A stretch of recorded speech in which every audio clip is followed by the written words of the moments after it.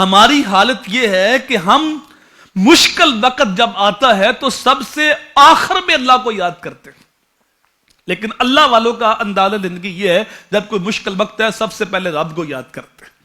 ہمارے اوپر مشکل وقت ہے تو ہم دائیں بائیں دیکھتے ہیں، قریبی دوستوں کو دیکھتے ہیں، حتیٰ کہ ہم بیمار ہو جائیں تو سب سے پہلے ڈاکٹر کے پاس جاتے ہیں، اس سے آرام نہیں آیا پھر کسی اور ڈاکٹر کے پاس، پھر کسی اور ڈاکٹر کے پاس۔ جب ڈاکٹر جواب دیتے ہیں تو پھر کہتے ہیں اللہ کو یاد کرو، اب جو ہے وہ صدقہ کرو، اب دعا ہی کرو۔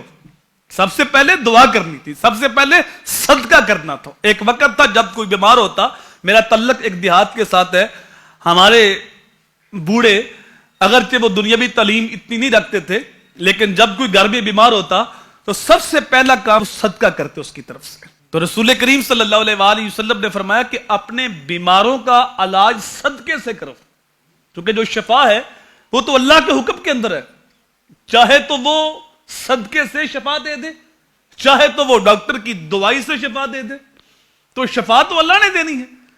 تو پہلا کام کیا تھا کہ اللہ کے لیے، اللہ کی رضا کے لیے صدقہ کرنا۔